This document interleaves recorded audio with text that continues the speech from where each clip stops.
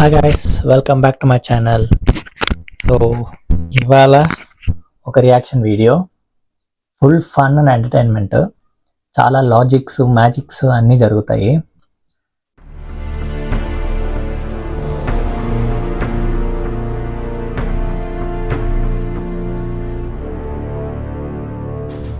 Especially Christians వాళ్ళకి అన్నీ సపరేట్గా తీయట్లంలా. బట్ ఏంటి వీడియో, ఎందుకోసం ఇది చెప్తున్నారు, ఆపోజిట్లో వినేవాళ్ళు ఎలా ఉన్నారు అని కొంచెం అనలైజ్ చేద్దాం. ఓకేనా? సో వీడియో జంప్ చేద్దాం.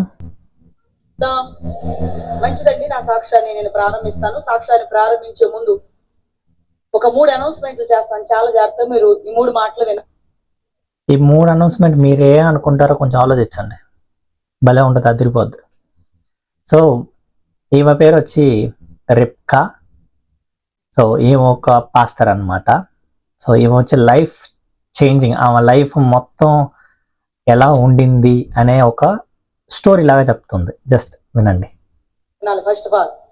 ఫస్ట్ అనౌన్స్మెంట్ ఏమిటంటే, మీ దగ్గర ఎవరి దగ్గరైనా సెల్ ఫోన్ ఉంటే దయచేసి సెల్ ఫోన్ స్విచ్ ఆఫ్ చేయండి. లేదు మాకు ఇంపార్టెంట్ కాల్స్ వస్తాయండి అనుకుంటే మాత్రం సెల్ ఫోన్ సైలెంట్ లో పెట్టుకోండి. కాల్స్ కాదు, స్కాల్స్. ఇది నా రిక్వెస్ట్. రెండవ అనౌన్స్మెంట్ ఏమిటంటే, నా సాక్ష్యం ప్రారంభించిన తర్వాత కాస్త ఆసక్తిగా అనిపిస్తుంది. చాలా మంది సెల్ ఫోన్లు పట్టుకుని రికార్డ్ చేసుకుని తప్పేం కాదు, కానీ మీ కాన్సన్ట్రేషన్ అంతా సెల్ మీద ఉండిపోతుంది. లైవ్ లో సాక్ష్యం వస్తుంది, లైవ్ లో సాక్ష్యం చూడండి. ఒకవేళ మీకు సాక్ష్యం కావాలంటే మీకు సిడీస్, బుక్స్ అవైలబుల్ గా అందుబాటులో ఉన్నాయి. వెళ్ళేటప్పుడు ఏంటి సిడీస్? ఈమె లైఫ్ చాలా ఇన్స్పైరింగ్ లైఫ్ అనుకుంటా. ఎందుకో అనిపిస్తుంది. సిడీస్ అమ్ముతున్నదంట. ఈ సిడీస్ బుక్స్ అమ్ముతుందంట. ఈమె లైఫ్ స్టోరీ అంతా హిస్టరీ అనమాట. ఈమె గురించి ఇప్పుడు ఎవరు ఒక డాక్యుమెంటరీ ఏం తీయలేదే, అంత పెద్ద ఫ్యామిలీ అయితే. అంటే ఈమె లైఫ్ చాలా మిస్టీరియస్గా ఉందన్నమాట. సో ఎంత మిస్టరీగా ఉందని చూద్దాం. తీసుకుంది కానీ చక్కగా లైవ్ లో సాక్ష్యం వినండి. మీరు సెల్ ఫోన్ బట్టి ఇలా సాక్ష్యం రికార్డ్ చేసుకుంటే వెనకాల పడి సెల్ లో సాక్ష్యం దొక్కున్నారు. చాలా ఇబ్బందిగా ఉంది. అలా చేయొద్దు. 3వ అనౌన్స్మెంట్ ఏమిటంటే, నా సాక్ష్యం ప్రారంభించి ఆమెనని మళ్ళీ దైవ సేవకులకు నేను మైక్ ఇచ్చే లోపు నేను స్టార్టింగ్ నుంచి ఎండింగ్ వరకు. నాకు అంత తెలుగు రాదు. దైవ సేవకులు అంటే నాకు అర్థం కాలే. నాకు అంత తెలుగు రాదు. దైవ సేవకులు అంటే ఎవరు? సరే వద్దులే, ఎక్కువ ఆలోచించకూడదు. టైం మాట్లాడతాను, టైం చెప్పను, కానీ నాకున్న టైం నేను మాట్లాడే లోపు స్టార్టింగ్ నుంచి ఎండింగ్ వరకు ఒక 15 సెకండ్స్ స్పేస్ లేకుండా నేను మాట్లాడతాను. స్టార్టింగ్ నుంచి ఎండింగ్ వరకు 15 సెకండ్స్ స్పేస్ లేకుండా మాట్లాడుతుందంట. చూద్దాం. బట్ నా వల్ల కాదు, మనం స్పేస్ ఇచ్చే మాట్లాడతాం. అంటే ప్రాక్టీస్ ఎక్కువ చేసింది అనమాట. ఎందుకంటే 15 సెకండ్స్ కూడా గ్యాప్ లేకుండా మాట్లాడుతుందంటే ఈమె ఆల్రెడీ చాలాసారి స్టేజ్ ఎక్కి మాట్లాడిందేమో. సో ఆ ప్రాక్టీస్ వల్ల ఈమె స్టోరీ మళ్ళా చెప్పి మేబీ ఆ బ్రేక్ లేకుండా వస్తుందేమో. చూద్దాం. కూడా 15 సెకండ్స్ గ్యాప్ లేకుండా టైం నోట్ చేయండి. మీరు ఎందుకు నోట్ చేయమన్నారంటే, రిబ్కా అక్క బాగా ఫాస్ట్ గా మాట్లాడగలరని, నా గురించి మీరు అందరూ చెప్పుకోవాలని కాదు. ఇది నా సాక్ష్యానికి కీ పాయింట్, ఇంపార్టెంట్ అనే విషయం. చివరిలో మళ్ళీ నేను అడుగుతాను, మళ్ళీ మీరు చెప్తారు. కానీ చిన్న వాక్య భాగాన్ని చదువుకున్న తర్వాత నా సాక్ష్యాన్ని మీతో పంచుకోవడానికి ఇష్టపడుతున్నాను. ఈ వాక్యాలు మనం కొద్దిలే కానీ కొంచెం ఫార్వర్డ్ వెళ్ళిపోదాం. నాకు అర్థం కాదు. సరే వినండి, చూద్దాం. యోహాను శుభవార్త. బైబిల్ గ్రంథాల్లో వారు బైబిల్ తెరచి నేను చదువుతున్న వాక్య భాగాన్ని గమనించాలి. యోహాను శుభవార్త 11వ అధ్యాయము 25వ వచనం దగ్గర నుంచి 27వ వచనం వరకు నేను చదువుతాను. గ్రంథాల్లో ఉన్నవారు గమనించండి. యోహాను శుభవార్త 11వ అధ్యాయం 25 నుంచి 27 వరకు. అందుకు యేసు, పునరుద్ధానమును జీవమును నేనే. నా యందు విశ్వాసముంచువాడు చనిపోయినను బ్రతుకును, బ్రతికి నా యందు విశ్వాసముంచు ప్రతివాడును ఎన్నటికి చనిపోడు. ఈ మాట నమ్ముచున్నావా అని ఆమెను అడిగాను. ఆమె, అవును ప్రభువా, నీవు లోకమునకు రావలసిన దేవుని కుమారుడు అయిన క్రీస్తు అని నమ్ముచున్నానని ఆయనతో చెప్పాను. తలలు వంచుదాం, కళ్ళు మూసుకుందాం, చిన్న ప్రార్థన చేసుకుందాం. ఇది తలకాయ నొప్పి నిజంగా. నేను ఏదో ఒక రోజు ఒకసారి నేను చర్చ్కి వెళ్ళుంటా, కూర్చోబెట్టి రంపకు వస్తారు. అంతసేపు కూడా పూజలు కూడా జరగదు. పూజలు అయినా మామా అనుకొని వచ్చేసేయచ్చు. ఇది తలకాయ నొప్పి. నేను అది మట్ట చనిపోయిన నన్ను బ్రతికించిన తండ్రి గల గొప్ప దేవుడు అని నీ మధ్యాహ్న కాలం నీ ముఖదా పొందుదురు తండ్రి. మర్రు మండలం పెంజెండ్ర అయినంపూడి ఓకే, మాది కృష్ణ. ఇక్కడ ప్రార్థన నుంచి చేసి అడుగుచున్నాము తండ్రి. వచ్చింది. మాది కృష్ణా జిల్లా అండి. కృష్ణా జిల్లాలో పామర్రు మండలం పెంజెండ్ర అయినంపూడి అనేది మా ఒక స్వగ్రామం. యాక్చువల్లీ గుడివాడలో పేరు నేను గుడివాడని వేయమంటాను, పేపర్ లో పేరు అలా వేయమంటాను. పేపర్ లో గుడివాడని పేరు నేను వేయమంటాను కానీ మా ఊరి పేరు గుడివాడ కాదని. ఎందుకు గుడివాడ అని అంటారంటే అయినంపూడి అని చెప్తే ఎవరికి అర్థం కావట్లేదు. గుడివాడకు 12 కిలోమీటర్ల దూరంలో ఉంది మా ఊరు అయినంపూడి, చిన్న విలేజ్. అక్కడ జన్మించాను నేను. మా నాన్నగారి పేరు బ్రహ్మయ్య, అమ్మ పేరు వెంకటలక్ష్మి. అర్థం కాల. బ్రహ్మయ్య వెంకటలక్ష్మి హిందూ పేరు, ఈమె పేరేమో రిప్కా అని రాసుంది, ఈమె పాస్తర్ అని రాసుంది. ఎలా సింక్ అయింది? హిందూ సరే చూద్దాం, ముందు చెప్పొద్దేమో, కన్వర్ట్ అయ్యారేమో. నా పేరు సౌభాగ్యం, నేను హైందవ కుటుంబం నుంచి.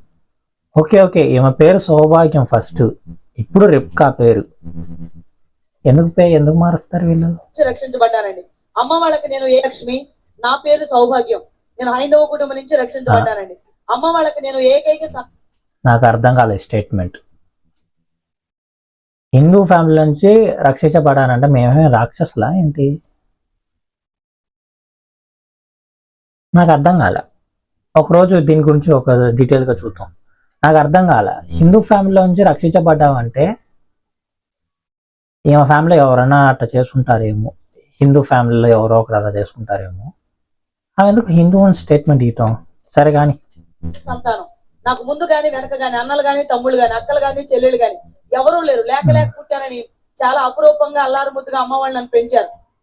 అయితే నేను పుట్టక మునిపి అమ్మ ప్రభువుని నమ్ముకుని మారు మనసు పొంది రక్షణ భాగ్యాన్ని పొందుకుంది కనుక ఇక నన్ను హైందవ సాంప్రదాయాన్ని పెంచకుండా చిన్నప్పటి నుంచి అమ్మ నన్ను క్రైస్తవ సాంప్రదాయాన్ని పెంచారు.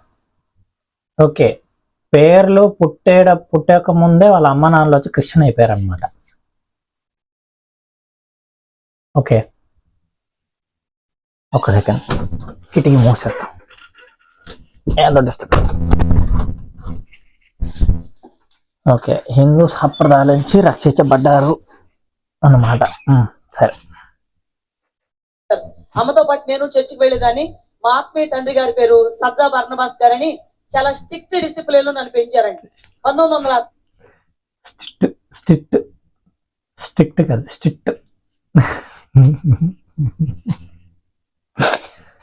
1995వ సంవత్సరం వచ్చేసరికి నేను 7th క్లాస్ చదువుతున్నాను. అనుకోకుండా కొంతమంది బంధువులు మా ఊర్లో చిన్న ఫంక్షన్ జరుగుతుంటే అక్కడికి వచ్చి నన్ను చూశారు. ఏమండి మా బాబుకి వివాహం చేయాలనుకున్నాం, మీకు అభ్యంతరం లేదు మీ పాపని ఇస్తారా అన్నారు. మా వాళ్ళు ఏమన్నారంటే అమ్మాయి 7th క్లాస్ చదువుతుందండి, 13 సంవత్సరాల వయసు, ఇప్పుడే పెళ్లి చేసే ఉద్దేశం లేదు, ఒకవేళ పెళ్లి చేసినా కూడా దేవుని నమ్ముకున్న బిడ్డలకి ఇస్తాము.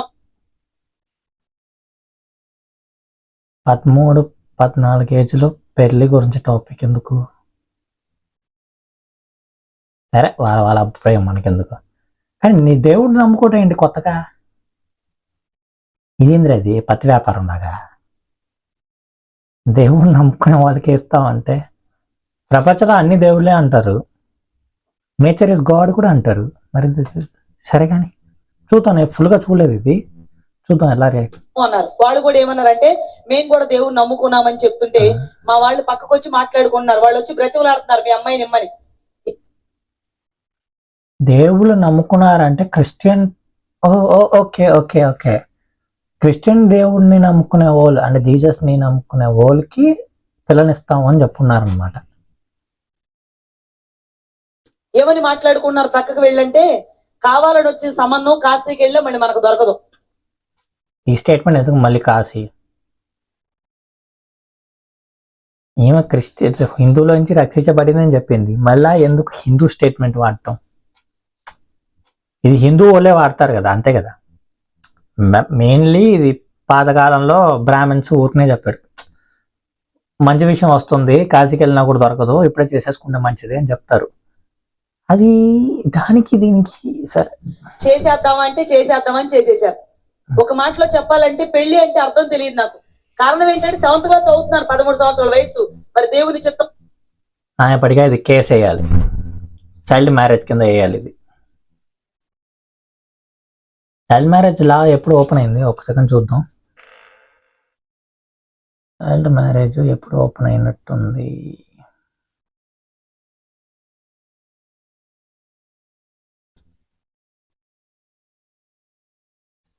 చైల్డ్ మ్యారేజ్ లా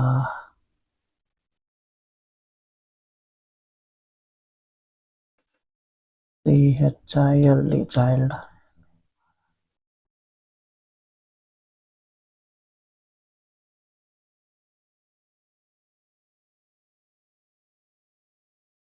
రెండు వేల ఆరులో ఓపెన్ అయింది. ఓకే ఓకే ఓకే, అంటే వీళ్ళకి ముందుగా ఉన్నారు కాబట్టి వీళ్ళకి ఇది లేదనమాట. ఓకే సరే, కానీ చైల్డ్ మ్యారేజ్ చేసుకోవచ్చు అనమాట వాళ్ళ కాలంలో. సరే, దేవుని యొక్క ప్రణాళికను బట్టి 7th క్లాస్ మధ్యలో డిస్కంటిన్యూ చేసి నాకు వివాహం జరిగించారు. వివాహం జరిగిపోయింది. ముదినేపల్లి మండలంలో ఉన్న గురజ అనే ప్రాంతానికి పావులూరి రామచంద్రరావు గారికి పెద్ద కోడలుగా, వారి పెద్ద కుమారుడు సూర్యప్రకాష్ రావు గారికి భార్యగా ఆ గ్రామంలో అడుగు పెట్టాను నేను. 2-3 నెలలు గడిచిపోయిన తర్వాత మా అత్తయ్య గారితో మామయ్య గారితో చర్చికి వెళ్తానండి అని అడిగాను. వాళ్ళు ఏమన్నారంటే, అమ్మ మేము కూడా చర్చికి వెళ్తామమ్మా, జనవరి 1st కి క్రిస్మస్ కి వెళ్తాం చర్చికి మేము. జనవరి 1st కి క్రిస్మస్ కి అప్పుడు దేవుడిని నమ్ముకున్నారని చెప్పారు కదా, అప్పుడు వీళ్ళ ప్రకారంగా ఎవ్రీ సండే చర్చికి వెళ్ళాలి, అంతే కదా. అప్పుడే తీసుకెళ్తామన్నారు. నాకు చాలా బాధ కలిగిందండి. నన్ను తీసుకొచ్చి ఎలాంటి ప్లేస్ లో పెట్టావు ఎందుకు నాయన అని ఏడ్చాను నేను. కానీ అమ్మ చెప్పిన మాట జ్ఞాపకం వచ్చింది నాకు. ఏం చెప్పింది అమ్మ అంటే, అత్తగారింటికి వెళ్ళేటప్పుడు అక్కడికి వెళ్ళిన తర్వాత వాళ్ళు ఏం చెప్తే అదే చెయ్యాలి, ఎదురు చెప్పకూడదు ఉంది. సరే, వీళ్ళని ఎదిరించి దేవుని నామాన్ని అవమానపరచడం నాకెందుకు అనేసి ఇంట్లో ఉండి ప్రార్థన చేసుకోమన్నారు వాళ్ళు. ఇంట్లో ఉండి ప్రార్థన చేసుకున్నాను. చర్చికి వెళ్ళడానికి మాత్రం నాకు పర్మిషన్ ఇవ్వలేదు. రోజులు గడిచిపోతున్నాయి. నా జీవిత కాలంలో 1 సంవత్సరం అయిపోయింది. సంవత్సరం అయ్యేసరికి వాళ్ళు పిల్లల కోసం ఎదురు చూడడం ప్రారంభించారండి. నాకైతే పిల్లలు పుట్టలేదు. అక్కడ దగ్గరలో గుడి సంవత్సరం 14 years అప్పుడు పెళ్లి చేసుకుంది. రాసుకుందామా బెస్ట్, ఎందుకంటే నాకు మర్చిపోతాను మళ్ళీ. 14 ఏళ్ళు అప్పుడు పెళ్లి చేసుకుంది. 15 years లో పిల్లలు అడిగారా? టౌన్ తీసుకెళ్లి చెకప్ చేయించారు. డాక్టర్ గారు చూపిస్తే డాక్టర్ గారు నవ్వారు. ఒక విషయం, ఈవెన్ విలేజ్ లో ఉండే వాళ్ళకైనా ఈ సైన్స్ గురించి బాగానే తెలుసు.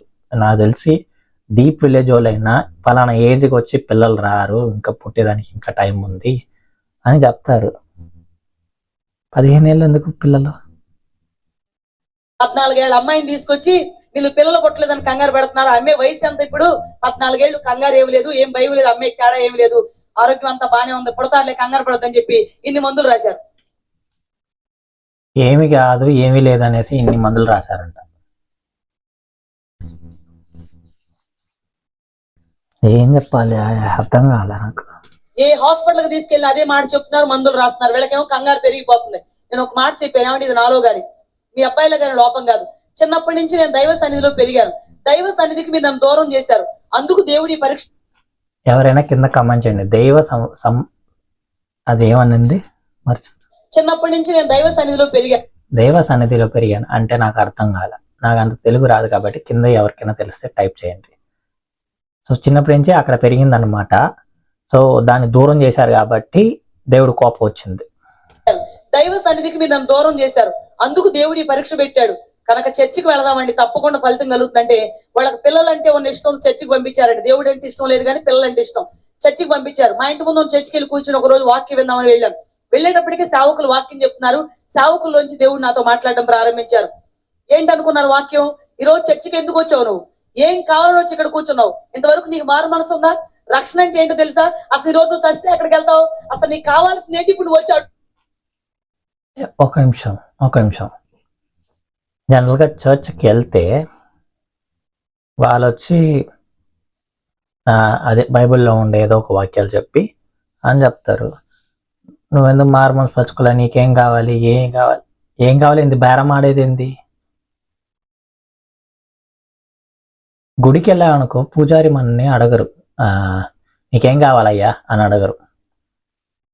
అర్చన మనం ఏమంటాం, అర్చన కోసం లేకపోతే మొక్కుని వచ్చేస్తాం, కొబ్బరి కొట్టాలి లేకపోతే నా పుట్టినరోజు అని చెప్పుకుంటాం.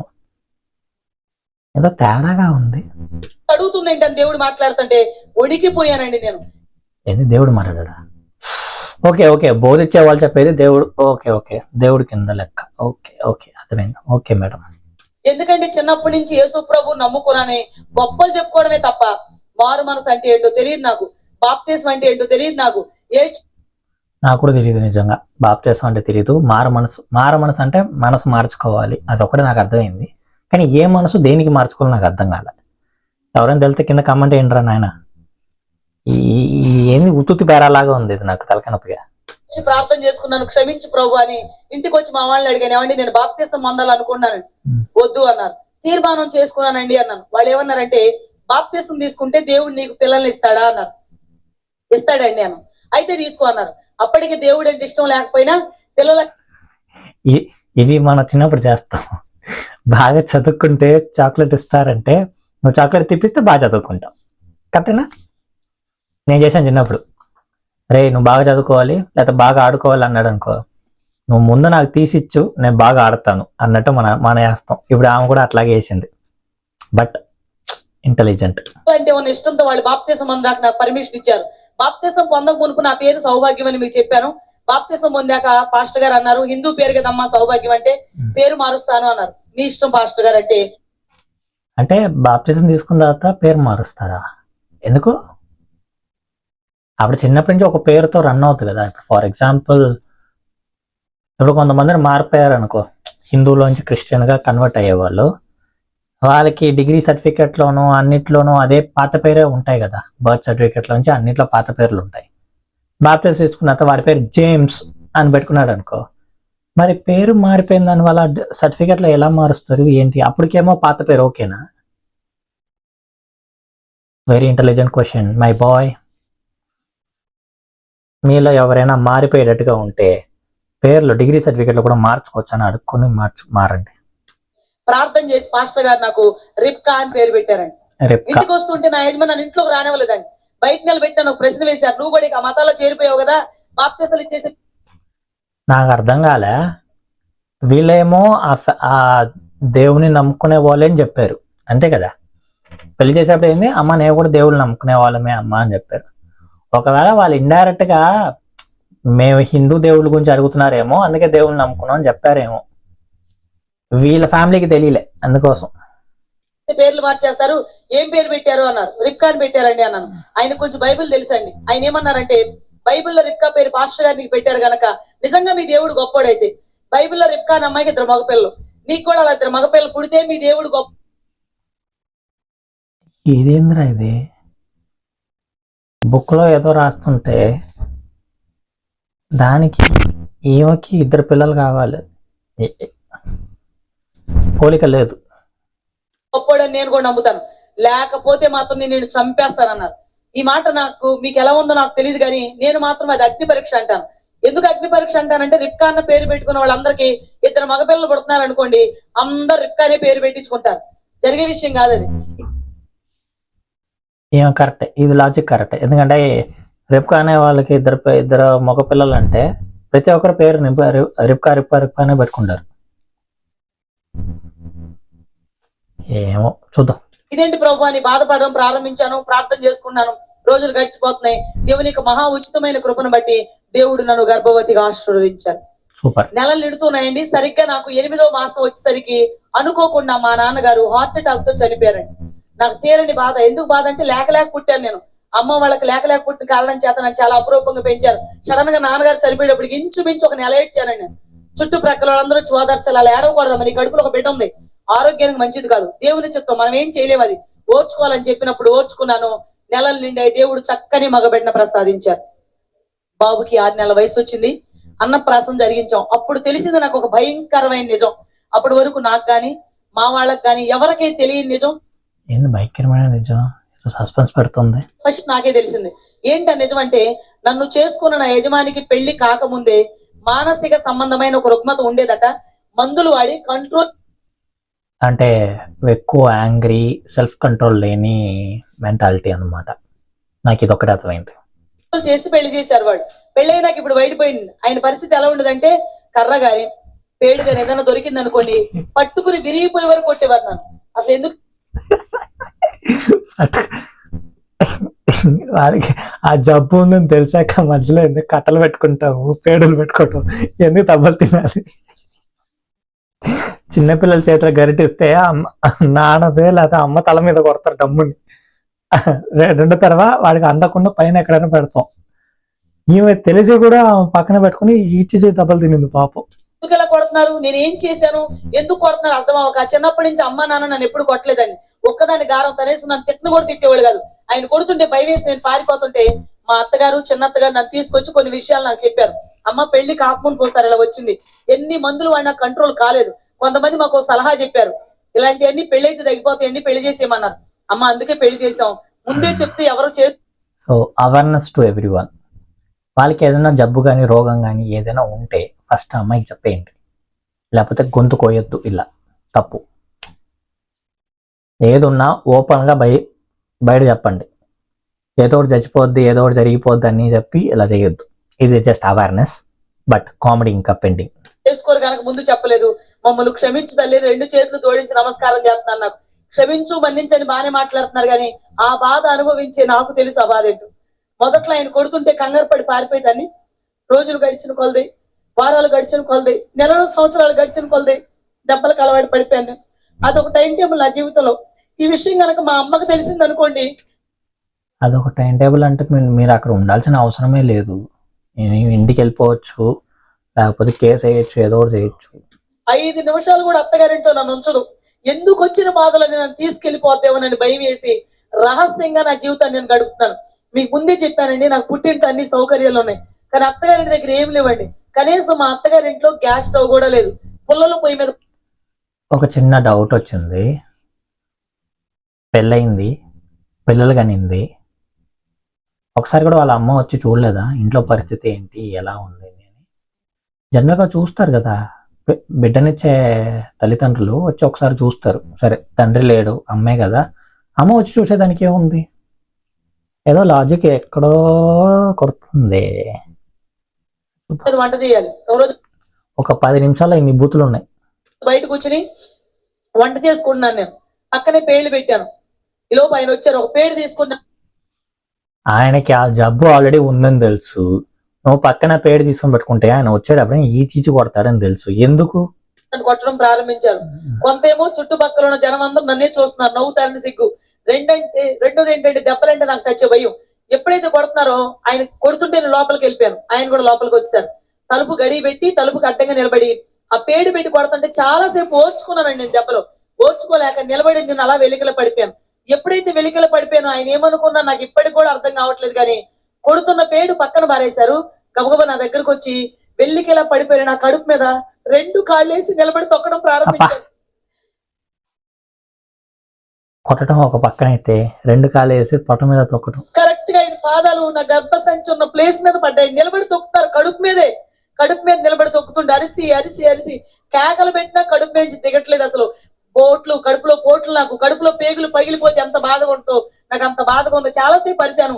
ఎంతసేపు అరిసినా కడుపు మేంచి మాత్రం ఆయన దిగలేదు. కడుపు అంతా తొక్కేశారు. చివరికి అప్పుడు వాళ్ళ అత్తగారు ఏం చేస్తున్నారు?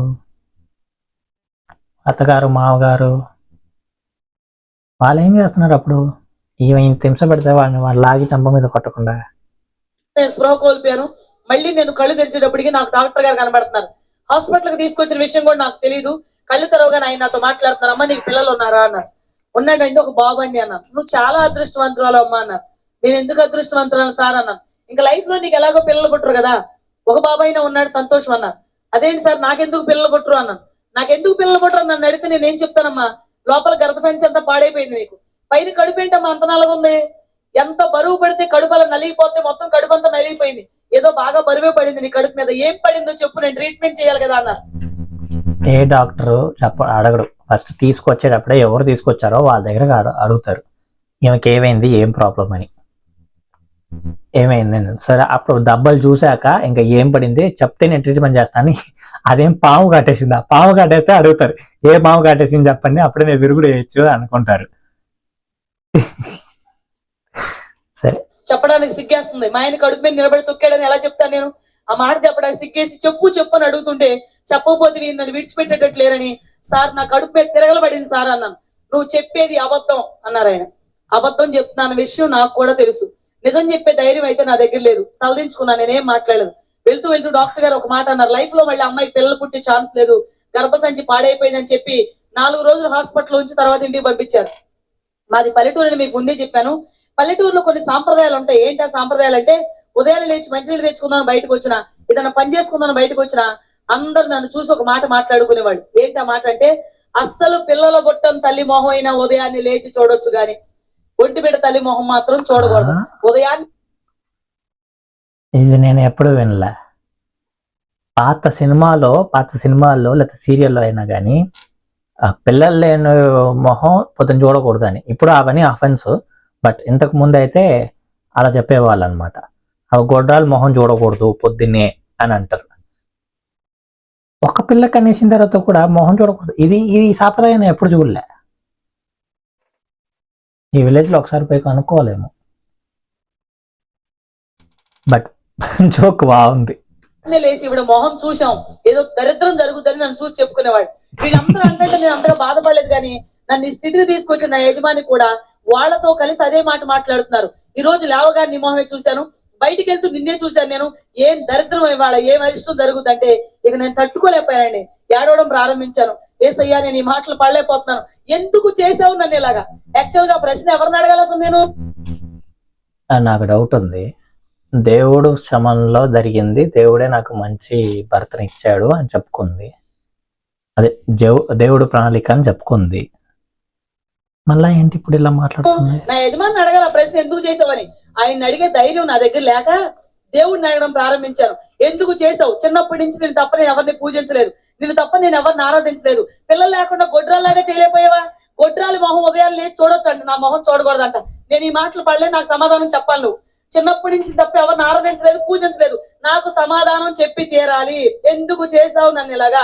నా గర్భాన్ని ఎందుకు మూసేసావు? నాకు సమాధానం చెప్పాలని ఏడ్చి ఏడ్చి కన్నీరు కార్చి దొర్లి నేను ప్రార్థన చేయడం ప్రారంభించాను. ఎప్పుడైతే నేను దొర్లి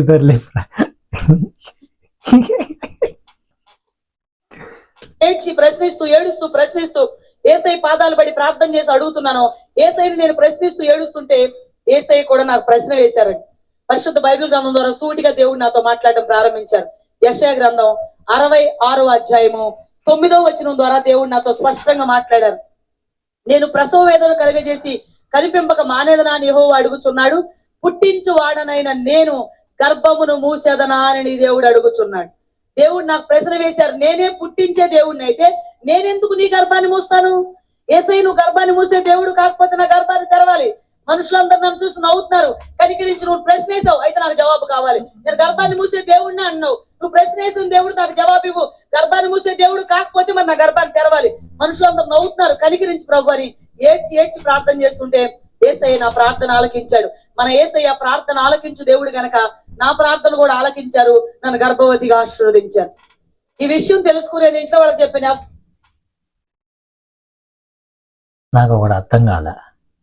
డాక్టర్ వచ్చి పర్మనెంట్ గా నీకు గర్భసంచి లేదు, లేకపోతే ఇది అబద్ధం చెప్తుంది. ఎయిదర్ ఇది అబద్ధం, లేదా గర్భసంచి పోయిందంటే మళ్ళీ అది మళ్ళీ ఎలా పుట్టుద్ది?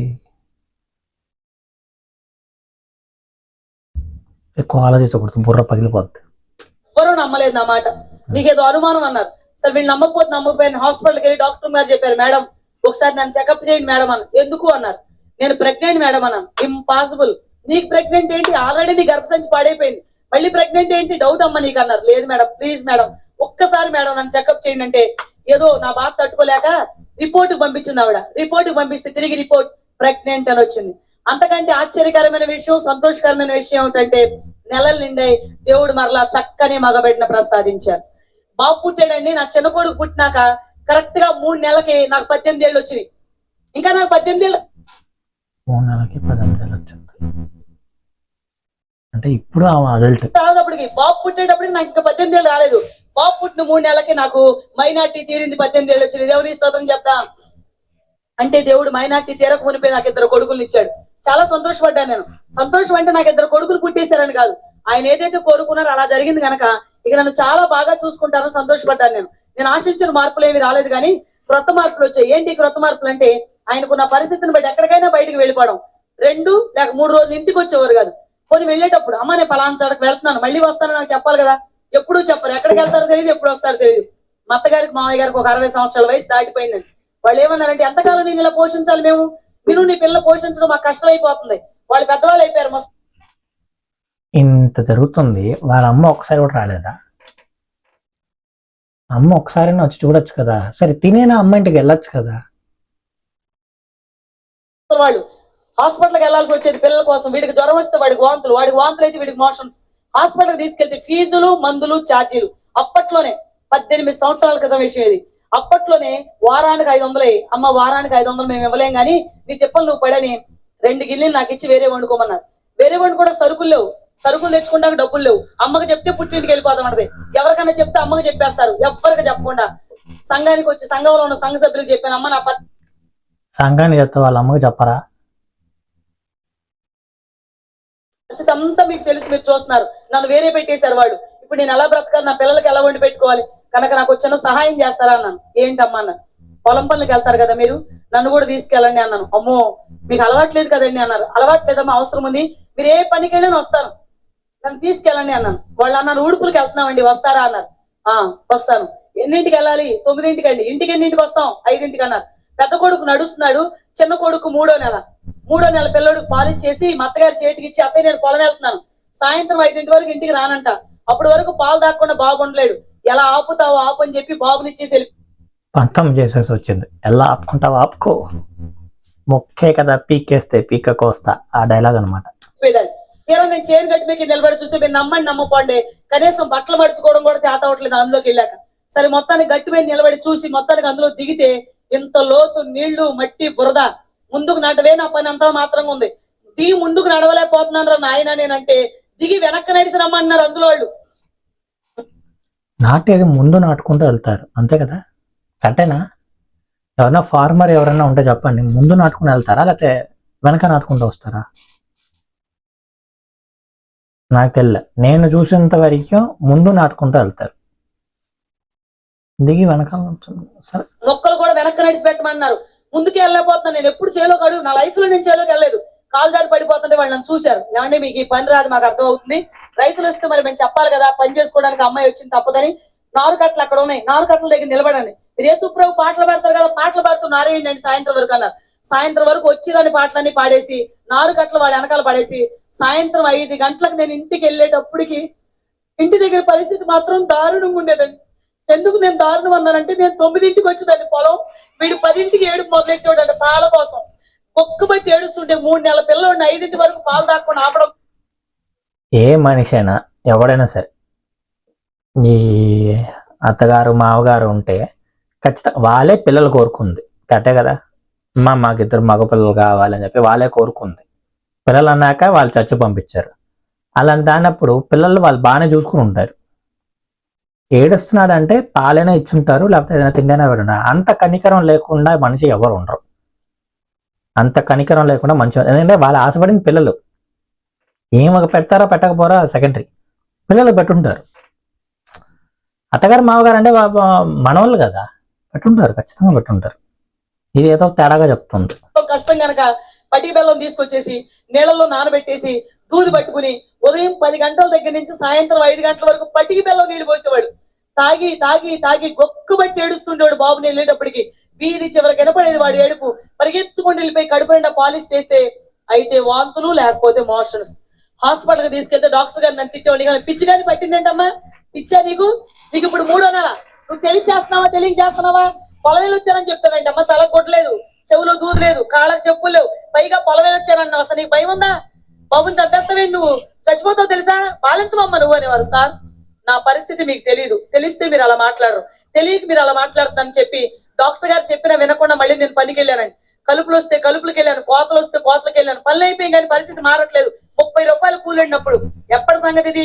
18 సంవత్సరాల క్రితం మాట నేను చెప్తున్నాను. 30 రూపాయలు కూలి. ఎన్ని 30 రూపాయలు అయితే పక్కింటి వాళ్ళ దగ్గర తెచ్చిన 500 ఇవ్వగలను, మళ్ళీ వారానికి 500 కావాలి.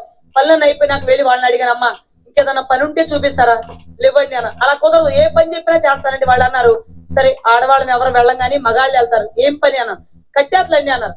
మీరు ఎవ్వరు నన్ను అపార్థం చేసుకోనంటే, ఎందుకంటే మీరు రానన్నారు గనక, మీరు రాకపోయినా నాకు పర్లేదు, మీ భర్తలతో పాటు నన్ను పంపించండి అని చెప్పి 40 మంది మగవాళ్ళండి 40 మంది మగవాళ్ళతో కలిసి నేను కట్టేతకు వెళ్ళాను.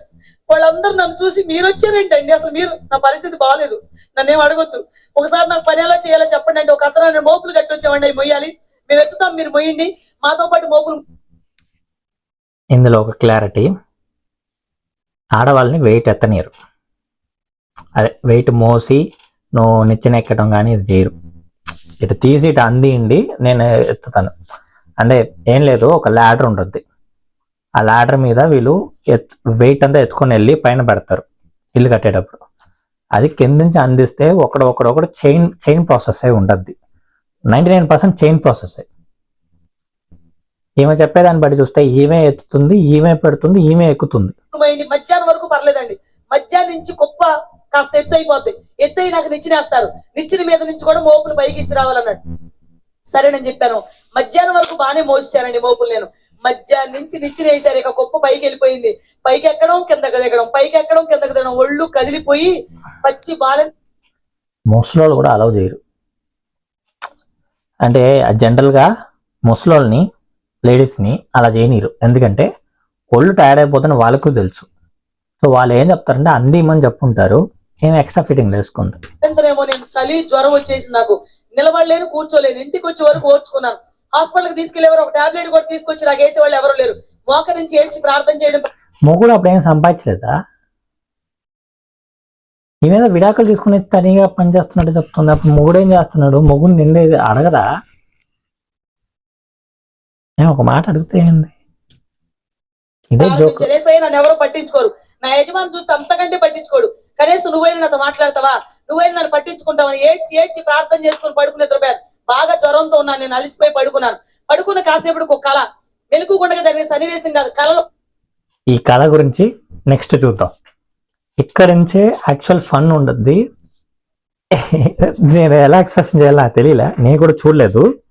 ఇప్పుడు కళ అని చెప్పింది కదా, ఖచ్చితంగా కళలో ఏదో ఒక డ్రీమ్ పెట్టుకొని ఉండద్ది. ఈ బిట్ పార్ట్ 2లో మీరు చూస్తారు.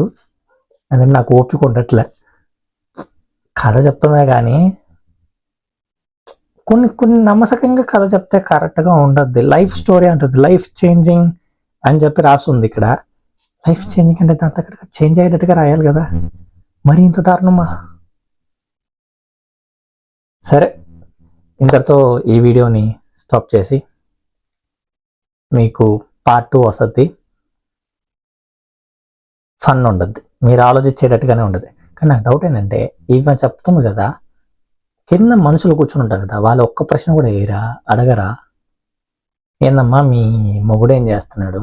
2 పిల్లలు అయితే పిల్లలు బాగా చూసుకుంటది కదా అత్తగారు, ఆమె కదా పిల్లలు కావాలని ఆశపడింది. ఇనిషియల్ స్టేజ్లో పిల్లలు కావాలని ఆమె ఆశపడింది. అప్పుడు ఏమో గందరగోళంగా ఉంది. చూద్దాం, కొంచెం ఇంట్రెస్టింగ్గానే ఉంది, చూద్దాం. పార్ట్ 2 వెయిట్ చేయండి. Stay tune.